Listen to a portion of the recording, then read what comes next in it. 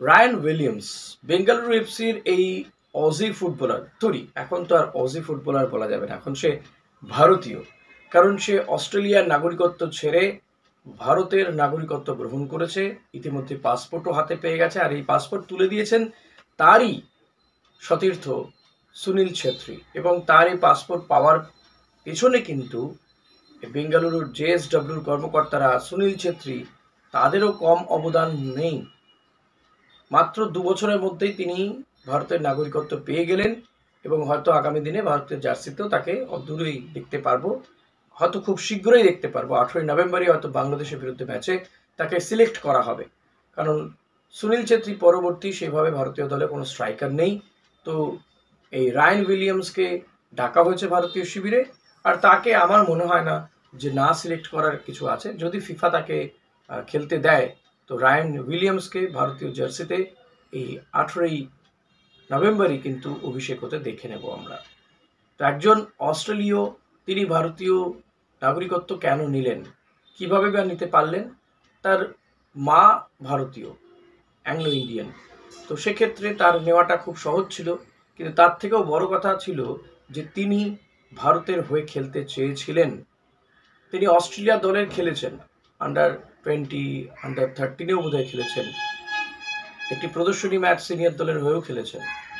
এহেন Aussie footballer, তিনি তার যাবতীয় অস্ট্রেলিয়া তো বিশ্বকাপ খেলেই, তিনি ভালো খেললে হয়তো সেই দলে সিলেক্ট হতেন কিনা জানি না, তবে আরও ভালো খেলতে পারতেন, ভালো পয়সা রোজগার করতেই পারতেন তিনি অন্যান্য দেশের বড় ক্লাবে খেলে। 31-32 বছর বয়স, এখনও অনেকটা সময় রয়েছে, ফিজিক্যালি সে অনেকটা ফিট। কিন্তু তিনি ভারতের হয়ে খেলার সিদ্ধান্ত নিলেন, ভারতের নাগরিকত্ব নিলেন, আর এটা কম বড় ডেডিকেশন নয়। তিনি তার মায়ের জন্য কিন্তু এই কাজটা করলেন, এবং এটা কোথাও গিয়ে রায়ান উইলিয়ামস কিন্তু আগামী দিনে আরও ভারতীয় বংশোদ্ভূতদের একটা অনুপ্রেরণা দেবে, যারা কথায় কথায় বলেন যে তারা ভারতের হয়ে খেলতে চান, কিন্তু ভারত সরকারের কিছু নিয়মের জন্য তারা পাচ্ছেন না। তারা বোধহয় আর বলতে পারবেন না, বা অন্তত যদি এটা শুধু বলার জন্য বলা হয়ে থাকে তাহলে আর ফাঁকি দিতে পারবেন না, কারণ রায়ান উইলিয়ামস দৃষ্টান্ত স্থাপন করলেন। তো আগামী দিনে সেই সমস্ত ভারতীয় বংশোদ্ভূতদের আমি তো বলবো যে তাদেরকে ভারতে এসে খেলা উচিত, এই ভারতের দলকে রিপ্রেজেন্ট করা উচিত, এবং এআইএফএফ এর পক্ষ থেকে, ভারত সরকারের পক্ষ থেকেও তাদের জন্য এমন কিছু ব্যবস্থা করা উচিত যাতে তারা দ্রুত এদেশের নাগরিকত্ব পেয়ে ভারতীয় দলে খেলতে পারে। কারণ এআইএফএফ গ্রাসরুট লেভেলের উন্নতির জন্য তেমন কিছু তো করে না, যে সেখান থেকে প্লেয়ার উঠে আসবে, বা সিনিয়র দলের উন্নতির জন্য, বা আন্ডার-23 টিমটার উন্নতির জন্য বিরাট কিছু তো করছে না যে সেখান থেকে প্লেয়ার উঠে আসবে। অন্তত এই প্লেয়ারদের নিয়ে এসে ভারতীয় দলে খেলিয়ে যদি সাফল্য পাওয়া যায়, সেই সাফল্যে উদ্বুদ্ধ হয়ে যদি কোনো কেউ বা কারা ভারতীয়রা ফুটবলাররা তারা অনুপ্রাণিত হয়, অন্য দেশে খেলার সুযোগ পায়, বা নিজের দেশে খেলার, নিজের দেশের জার্সিতে খেলারও একটা অনুপ্রেরণা পায়। আমার মনে হয় এটা দুতরফেরই উদ্যোগ নেওয়া উচিত। এক তো ভারত সরকারের উদ্যোগ নেওয়া উচিত, এআইএফএফ, অল ইন্ডিয়া ফুটবল ফেডারেশনের উদ্যোগ নেওয়া উচিত, কল্যাণ চৌবেদের প্রচুর অনেক কিছু ঘাপলা করেছেন ভাই, এবার তো অন্তত এইগুলো করুন। রায়ান উইলিয়ামস তিনি দেখিয়ে দিয়েছেন যে একজন কেউ যদি ইচ্ছে করে না, এটাই বলে যে আপনার যদি কোনো কিছু করার ইচ্ছে হয়, কেউ আটকাতে পারে না, কেউ আটকাতে পারবেও না। রায়ান উইলিয়ামস সেটা করে দেখালেন আবারও। তিনি ভারতীয় দলের জার্সিতে খেলতে চেয়েছিলেন এবং সেটা তিনি করে দেখালেন মাত্র 2 বছরের মধ্যে। হয়তো তিনি ভারতীয় দলে যদি সুযোগ পান, ভালো খেলেন, আগামী 5-6 বছর তো তিনি হেসে খেলে যেতে পারবেন। সুনীল ছেত্রী যদি 41 বছর 42 বছর পর্যন্ত ভারতীয় দলে খেলতে পারেন, আমার মনে হয় রায়ান উইলিয়ামসের না খেলাটা কোনো ব্যাপার না, অন্তত 5-6 বছর। তো এই 5-6 বছরে আরও কিছু প্লেয়ার তাকে দেখে আসতে পারে। অভিনীত ভারতী তিনি এসছেন, তিনিও ভারতীয় বংশোদ্ভূত, বিদেশি দলে খেলেন, তাকেও নিয়ে আসা হচ্ছে, তাকে ট্রায়ালের জন্য ডাকা হয়েছে। এখন এরা দুজন যদি সিলেক্ট হয়ে যায় তো ভালো, নিঃসন্দেহে ভালো, এর থেকে ভালো কিছু আর হতে পারে না, এবং ইতিহাস তৈরি করবে, পথ দেখাবে।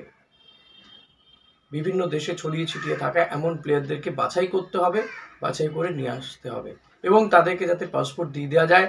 তারা ভারতীয় পাসপোর্ট পেলে কি সুবিধে হতে পারে সেটাও তো তাদেরকে বোঝাতে হবে যে রায়ান উইলিয়ামস তিনি অস্ট্রেলিয়াতে থেকে যেতেই পারতেন। অস্ট্রেলিয়ার পাসপোর্ট তিনি ছেড়ে দিয়ে ইন্ডিয়ান পাসপোর্ট নেওয়ার কারণটা কি? তিনি কি ফেসিলিটি পাবেন? হয়তো তিনি কিছুই পাবেন না, শুধুমাত্র এই দেশকে ভালোবেসে ফেলেছেন, তার মায়ের দেশ, তাই হয়তো তিনি আসছেন। কিন্তু অন্য অনেকে তো বলতেই পারেন যে আমি কোনো মানে ইউরোপের কান্ট্রি কোনো দেশের পাসপোর্ট কেন ছাড়বো, ইংল্যান্ডের পাসপোর্ট আমি কেন ছাড়বো? তো তাদের জন্য সেই ব্যবস্থাপনা তো করতে হবে। শুধু ভোটের রাজনীতি না করে শুধুমাত্র ভোটে জিততে হবে এই কারণে মুসলিম তারাও বাংলাদেশি হিন্দুদের ঢোকাও দেশে, এটা না করে আমার মনে হয় এই কাজটাও করা উচিত। যারা বিদেশে খেলছে ভারতীয় বংশোদ্ভূত, তাদেরকে যাতে ভারতীয় নাগরিকত্ব দেওয়া যায়, পাসপোর্ট দেওয়া যায়, এবং অন্য দেশে পাসপোর্ট সে কেন ছাড়বে, ছাড়লে তার এখানে কি সুবিধে হবে, কি এমন পাবে সেটাও দেখা উচিত। এবং প্লেয়ারদের টাকাটাও বাড়ানো উচিত। ক্রিকেটে দেখুন কিভাবে ক্রিকেট উন্নত হচ্ছে। তো ভারতীয় ফুটবল নিয়ে কেউ কেন ভাবনা চিন্তা করে না? কোনো ইয়াং ট্যালেন্ট কেন উঠে আসছে না? কেন কেউ চিন্তা ভাবনা করছে না? ভারতীয় দলের জার্সি পরা যে কতটা গর্বের সেটা অনুভব করছে না। সেটা কিন্তু ভারত সরকার, এআইএফএফ যৌথভাবে করতে হবে এবং রায়ান উইলিয়ামসের মতন প্লেয়ারদেরকে আরও বেশি করে প্রজেক্ট করতে হবে, যাতে এই বিদেশে ছড়িয়ে ছিটিয়ে থাকা ভালো ভালো প্লেয়ারদেরকে তুলে আনা যায়। দরকার পড়লে এদেরকে ব্র্যান্ড অ্যাম্বাসাডার করে দিতে হবে। এদেরকে দিয়েই আরো বেশ কিছু প্লেয়ারকে আহ্বান জানাতে হবে যে ভাই তোমরাও আসো, খেলো, আমি তো খেলছি। রায়ান উইলিয়ামস কিন্তু একটা বড় উদাহরণ হতে পারে।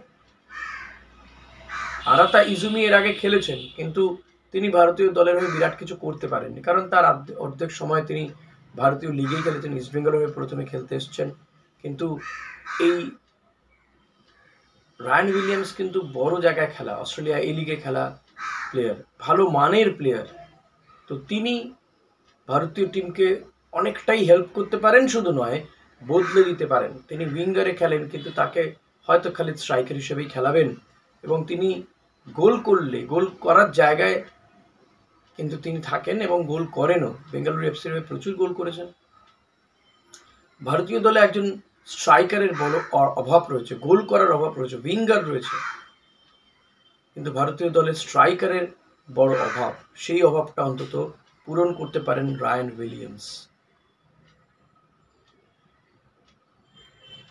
তো এই রায়ান উইলিয়ামসকে আমার মনে হয় আগামী দিনে আরো বেশি করে প্রজেক্ট করতে হবে, তাকে দিয়ে আরো বেশি প্লেয়ারদের আনতে হবে ভারতীয় দলে, ভারতের হয়ে খেলার জন্য, ভারতের জার্সিতে খেলার জন্য অনুপ্রাণিত করার জন্য। তাই তাকে আরো বেশি করে প্রজেক্ট করতে হবে। রায়ান উইলিয়ামস কিন্তু ভারতীয় ফুটবলকে বদলে দিতে পারেন, শুধু খেলে নয়, আরো অন্য অনেকভাবে। এআইএফএফ এর কাছে আমার এই অনুরোধ থাকবে যে এই মানুষটিকে কাজে লাগান, অন্তত যে মানুষটি নিজে ভারতের জার্সি পরে খেলার জন্য এতটা আগ্রহী, এতটা তিনি করতে পারলেন, এত ত্যাগ করতে পারলেন, সে মানুষটিকে কাজে লাগান এবং তাকে দেখে আপনারাও কোথাও গিয়ে অনুপ্রাণিত হন যে একটা বিদেশে বড় হওয়া, অস্ট্রেলিয়ার মতন দেশে বড় হওয়া একজন প্লেয়ার, সে যদি ভারতের জার্সি পরার জন্য এত উদগ্রীব থাকে, দেশের জন্য, তার মায়ের দেশের জন্য কিছু করার জন্য সে যদি এতটা উদগ্রীব থাকে, তাহলে আপনারা দেশের সন্তান হয়ে কি করছেন? কারি কারি টাকা লুটছেন। দেশীয় ফুটবলের তেমন কোনো উন্নতি করতে পারছেন না, কিছুই উন্নতি হচ্ছে না, খাদে যাচ্ছে, অন্ধকারে যাচ্ছে একেবারে। So please do something for Indian football. এবার সুপার কাপের সেমিফাইনালের খবর দেব। সেমিফাইনালের দুটো টিমই, মানে 4টে টিমের যে লাইন আপ সেটা তৈরি হয়ে গেছে, দুটো সেমিফাইনালের টিমই তৈরি হয়ে গেছে। ইস্ট বেঙ্গল খেলবে পাঞ্জাব এফসির বিরুদ্ধে, আর এফসি গোয়া তারা খেলবে মুম্বাই সিটির বিরুদ্ধে। দেখুন, আমি ভেবেছিলাম যে হয়তো কেরালা তারা জিতবে, যাই হোক হয়নি। তো মুম্বাইয়ের বিরুদ্ধেই খেলবে এফসি গোয়া, এবং 4ঠা ডিসেম্বর এই ম্যাচটা হবে। দুটো সেমিফাইনালই 4ঠা ডিসেম্বরই হবে। ফার্স্ট ম্যাচ 4:30 থেকে ইস্ট বেঙ্গল খেলবে ফরতোদা স্টেডিয়ামে। সেকেন্ড ম্যাচ গোয়া খেলবে মুম্বাইয়ের বিরুদ্ধে 7:30 থেকে, এবং 7ই ডিসেম্বর হবে ফাইনাল। মানে আজকে 7ই নভেম্বর, প্রায় 1 মাস পরে হচ্ছে সেমিফাইনাল আর ফাইনাল, মানে দুটো দুটো দুটো একটা 3টে ম্যাচ করতে পারলো না। ফিফা উইন্ডো, এই শিবির, হানাতানা এইসবের জন্য।